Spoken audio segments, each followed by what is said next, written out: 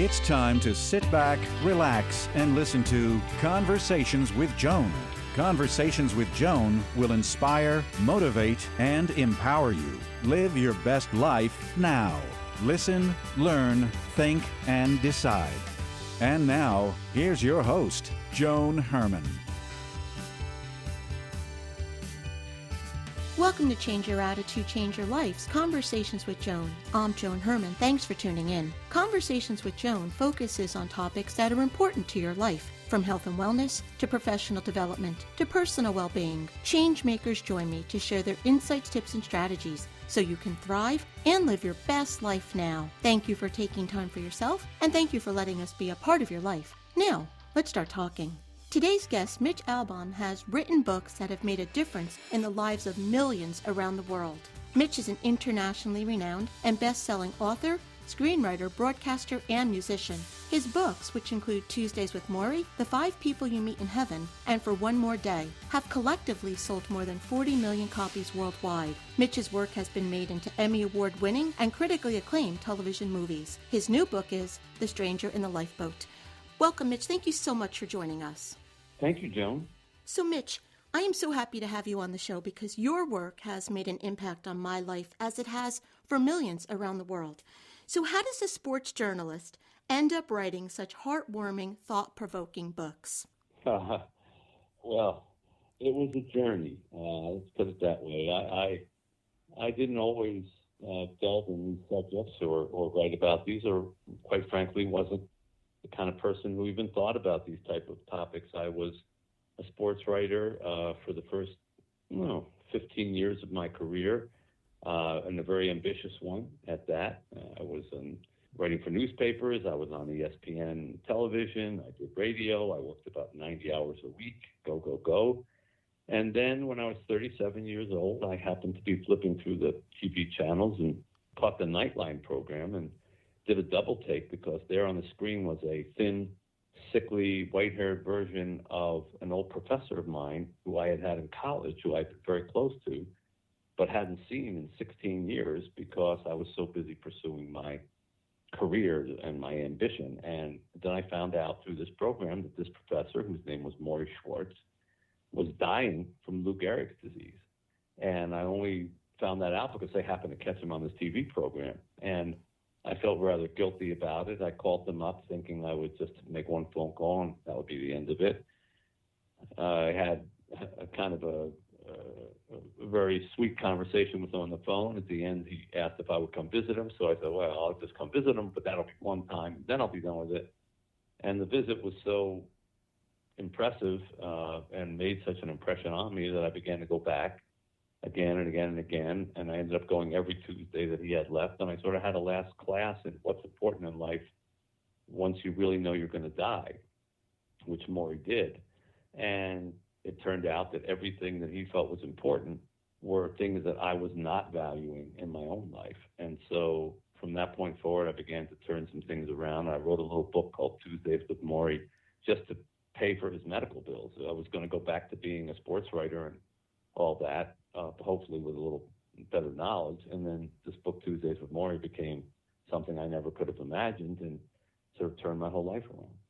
Tuesdays with Morrie was my introduction to your work. It was a couple of years after it came out, and my dad had just passed away, and that was when I found the book. And the lessons that were part of that were really important to me in the healing of that loss. Can you tell us a little bit about Morrie and what were some of the biggest things that he taught you? Well, there were so many, including death ends a life but not a relationship, meaning that if you had a good relationship with someone while they were alive, they can live on in your heart and your head, and all the things that you shared, but only if you spent that time together while you were alive. And that was a really important thing for me. A lot of people think that, they'll just get to the end and suddenly when they realize they're going to die, that in like the last 3 days, they'll make up for all the time they didn't spend with their loved ones. It doesn't work like that. Mm-hmm. Another really critical one was giving is living, which is something that I have tried to incorporate into my life. I had noticed that many people would come to Morrie trying to cheer him up because he was dying and they thought it was their obligation. But after about an hour with him, they'd come out of the room crying about their divorce or their love life or their work. And they'd say, I wanted to try to cheer him up, but he ended up asking me all these questions, and I ended up crying, and he ended up cheering me up. And, I don't know why, but he gave me more than I gave him. And I asked Morrie once, why are you doing this? You're the one who's dying. Why don't you take the sympathy?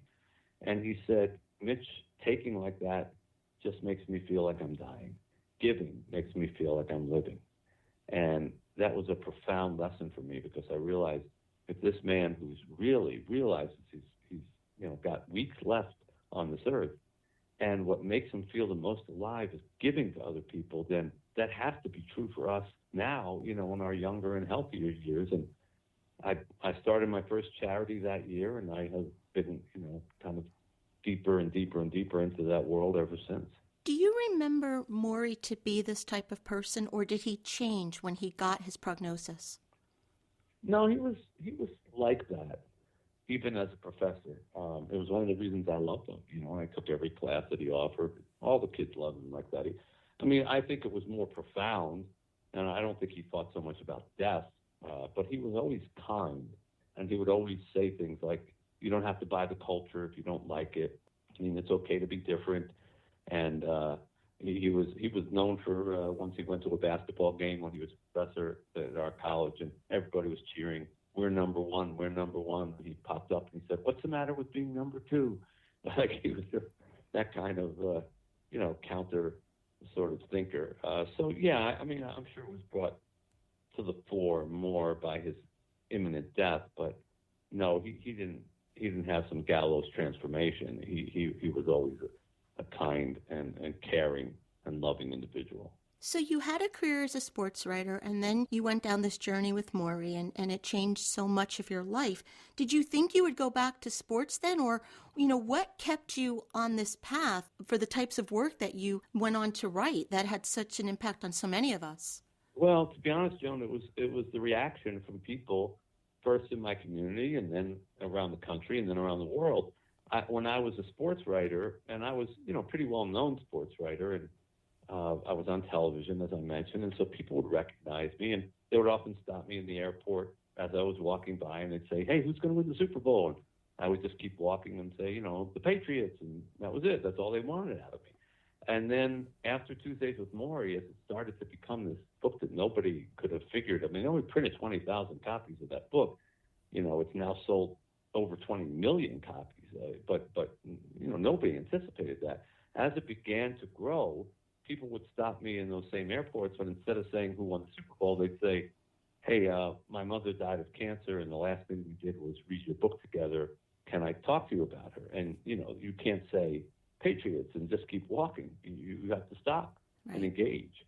And I began to stop and engage and stop and engage and stop and engage dozens of times a day. And if I went out to a book signing or something like that, hundreds of times a day, with people's stories about grief and sadness and love and relationships, and people who were their Morries, and they would open their wallets and take out pictures and say, this was my Morrie. And I don't know, just that part of the world and what really mattered in life began to overwhelm me, and envelop me really much more than sports. And when it came time to write another book, I had no interest in writing anything about sports. I wanted to write about those topics, and I wrote a novel just to be different, because I knew I couldn't write anything like Tuesdays with Morrie. Whatever I did in nonfiction, whatever it was going to be, would pale in comparison. It was 6 years later. So I tried this little novel called The 5 People You Meet in Heaven, and it found just as big an audience as Tuesdays with Morrie, and that began my life as a novelist. And I think the thing is there are so many people that are going through things, particularly today with, what we've just gone through with COVID and the pandemic. And there's so much grief and so much pain, and what you write about gives all of us hope.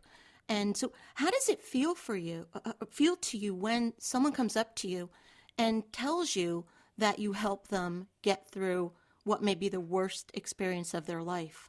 Well, I'm very gratified. Obviously, anybody would be, but I try not to take the credit for that. I always say I'm not the person with all the answers. So sometimes people who would read Tuesdays with Morrie, they would come up to me after a book signing or a speech, and they would say, Morrie, can I ask you a question? And I would always say, I'm Mitch someone. I was the Right. one who didn't I asked all the questions. I didn't have the answers. And I'm still the dumb one. I'm still asking the questions. I just ask the questions in the book and in the books that I write, and even this new one, The Stranger in the Lifeboat, which has found such a big audience in such a short period of time. And I've been wondering myself why that is.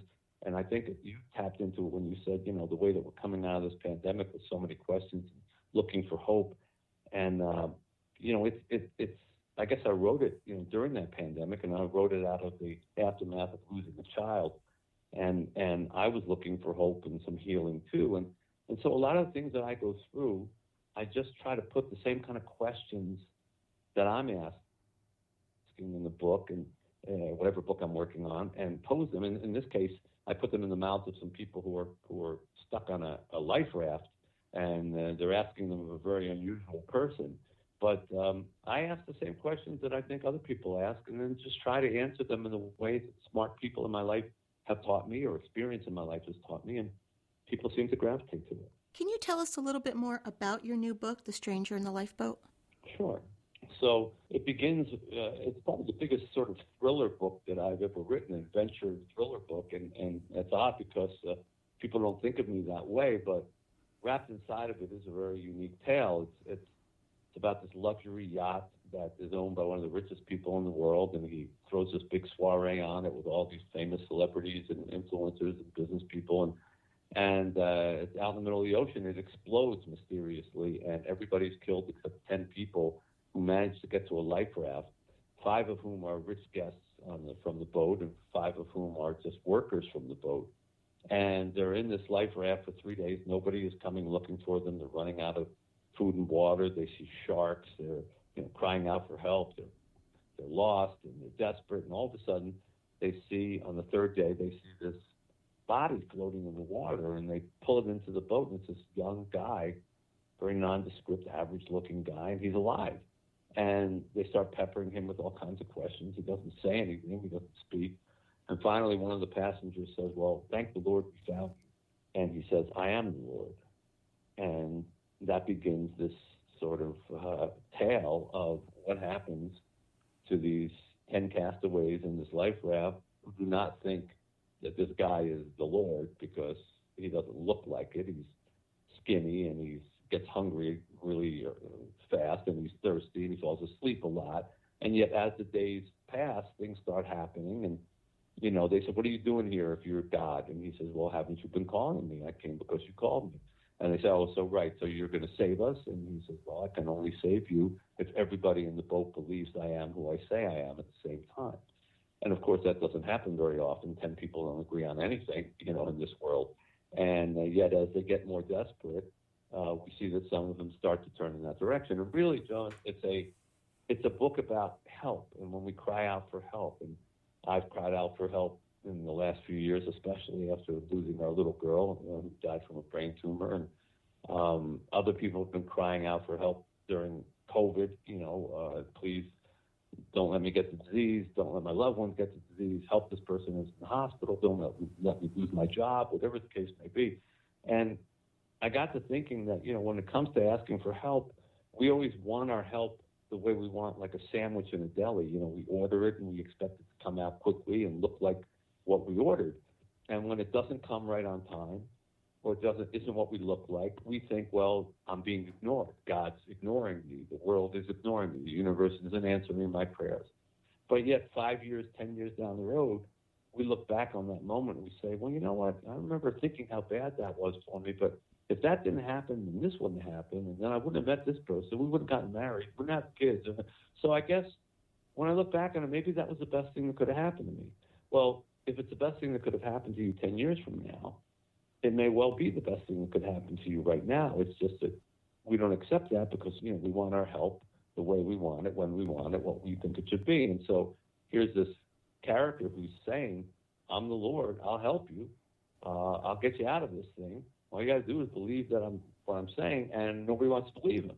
And I'm not saying he is or isn't God. You're going to have to read the book to figure that out. There's more to it than that. But it's that whole question of what do we do when we cry out for help if it comes but doesn't look like what we expected?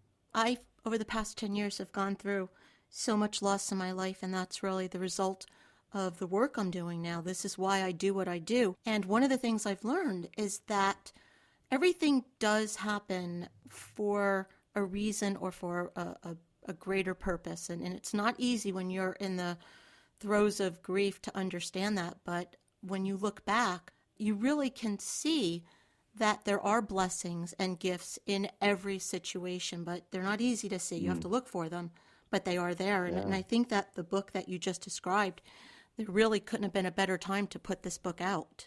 You're right about what you just said. I mean, right on the money. And it's also the angle from which we look back.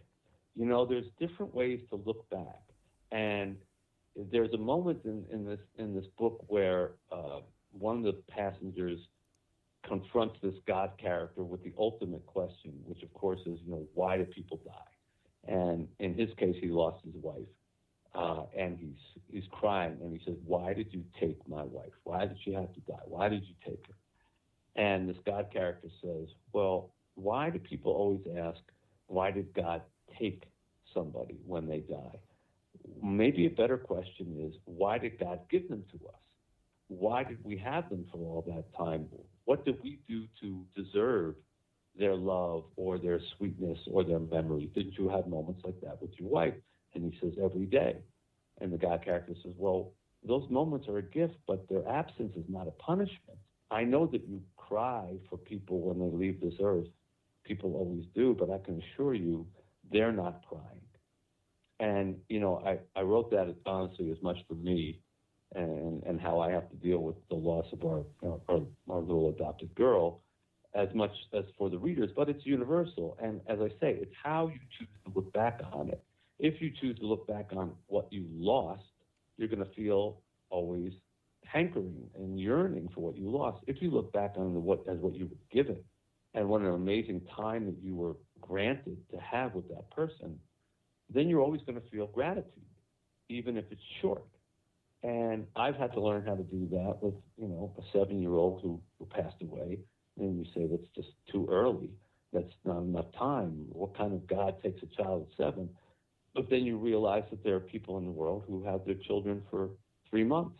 There are people who have their children for a week. There are people who have their children for 20 minutes in a hospital. And by that comparison, 7 years is an eternity.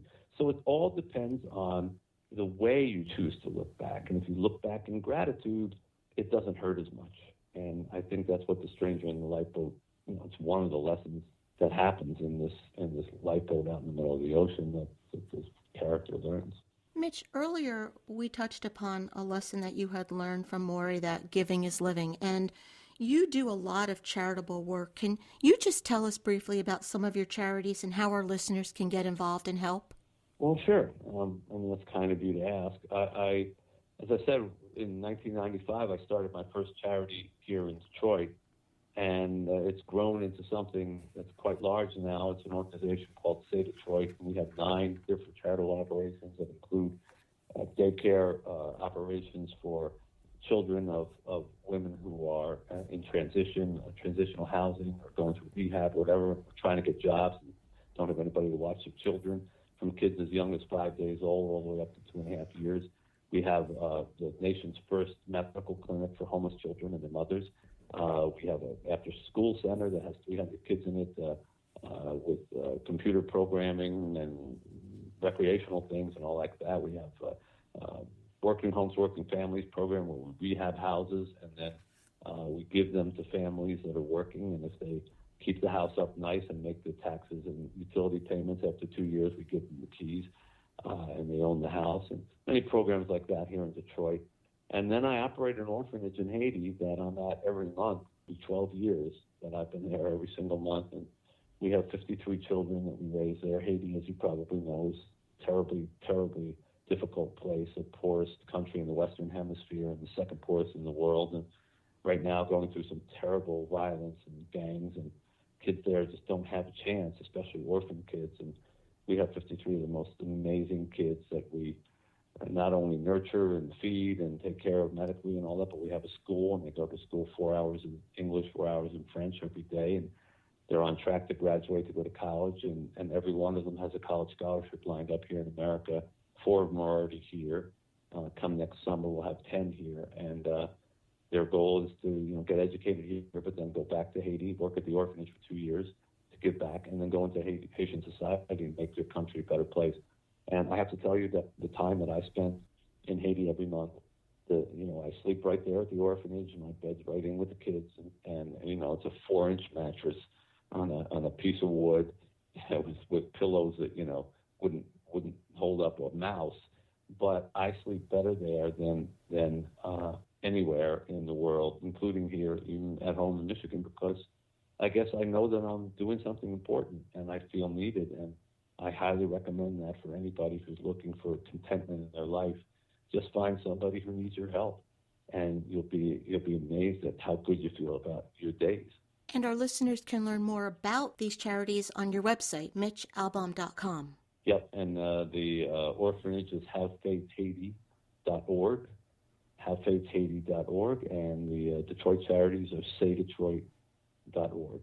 The book is The Stranger in the Lifeboat. If you'd like to learn more about Mitch and his work, once again, you can visit mitchalbom.com. And Mitch, in our final moments, what's the takeaway? What would you like to leave our listeners with? Oh, well, you said something about hope a little earlier, and I think that's really important. I think there was once a book critic who was trying to take a jab at me, dismissing my work, and said, he's the king of hope. And I smiled at that and said, if that's a pejorative, if that's a bad thing, I'm all for it. You can insult me that way anytime.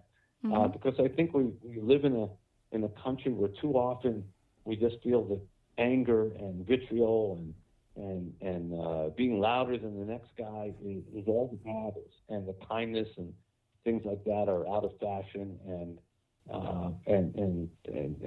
stupid, and that's not the case.